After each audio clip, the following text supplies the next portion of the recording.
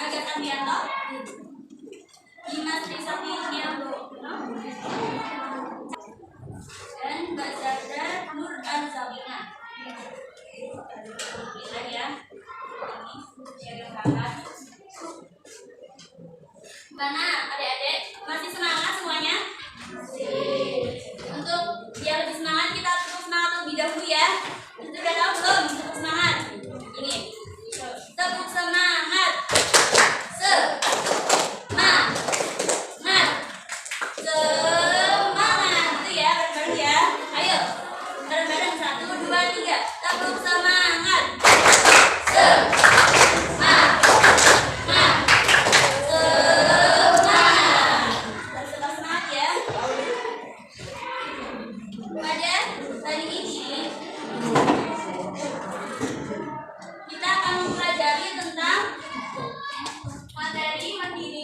Menghadirkan sholat.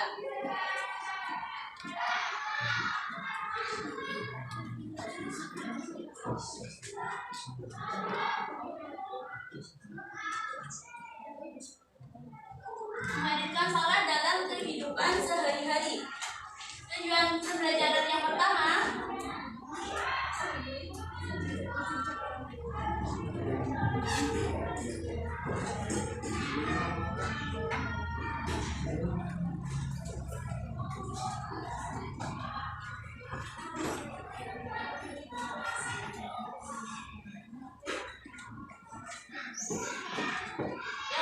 agar kita mampu memahami tentang ketentuan dalam sholat.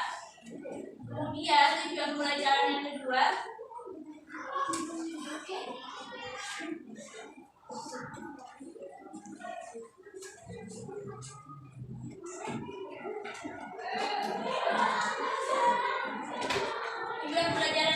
agar kita mampu menetapkan ketentuan sholat dalam kehidupan sehari-hari. Sebelumnya pada materi kemarin kita sudah membahas tentang apa? Ada yang masih ingat?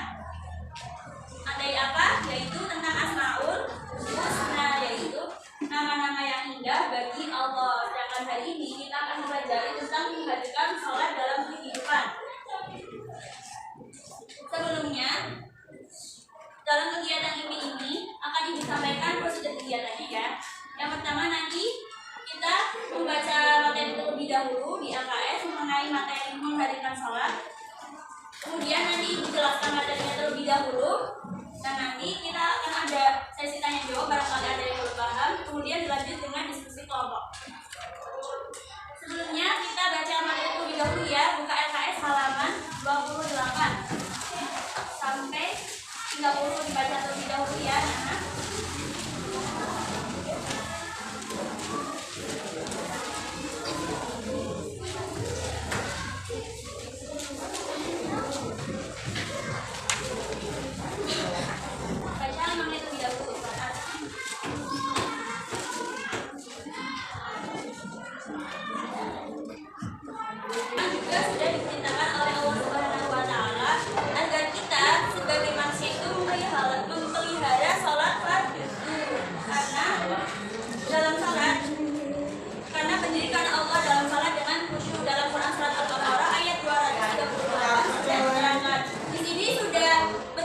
Untuk melaksanakan sholat semua ya. Ada yang meninggalkan tidak? Nah, kita yang pertama akan membahas tentang ketentuan sholat. Yang pertama yaitu syarat wajib sholat. Syarat wajib sholat yang pertama apa? Syarat wajib sholat yang pertama yaitu yang pertama Islam. Kita beragama Islam. Kemudian yang kedua balik. Artinya apa? Ketika seorang perempuan atau laki-laki yang sudah dapat membedakan antara yang baik dan yang buruk. Sekiranya itu yang perempuan itu sudah menstruasi atau umumnya itu sudah mencapai usia 9 tahun. Kemudian selanjutnya syarat wajib selanjutnya berakal sehat. Berarti kalau orang gila pasti tidak?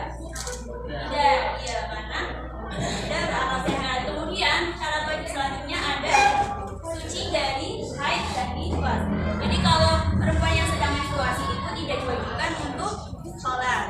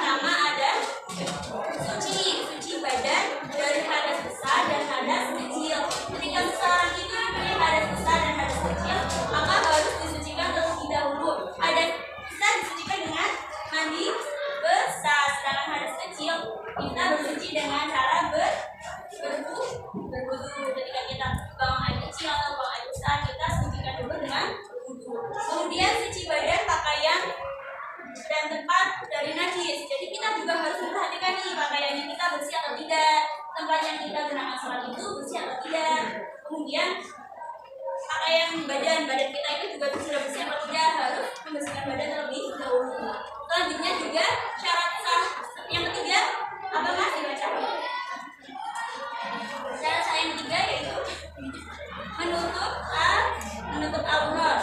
Auratnya laki-laki itu dari pusar sampai kedua lutut.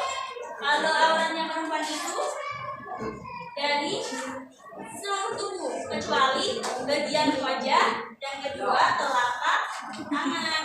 Jadi seorang wanita itu ketika sholat harus menutup seluruh tubuhnya kecuali yang bisa terlihat wajah dan kedua telapak tangan.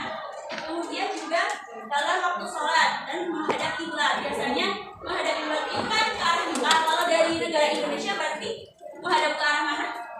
Ke barat ya. Ya, kemudian juga harus mengetahui tata cara sholat.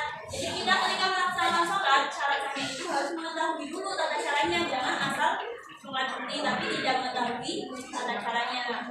Nah, untuk selanjutnya yaitu rukun sholat. Kalau rukun sholat itu kan harus dipraktekkan juga ya, biar kalian tahu. Ini yang pertama yaitu niat. Niat itu menjadikan hati untuk melaksanakan sholat. Misalnya sholat satu, niat sholat satu kali di mana? Ayo sama-sama. Sholli fardhu maghrib salasa rakaatin mustaqbilal qiblati adahan mangkuman lillahi ta'ala. Ya, kita harus dalam sholat kita harus niat terlebih dahulu. Kemudian rukun yang kedua berdiri. Jadi yang makin kalau nggak mampu misalnya sakit itu duduk juga tidak apa-apa.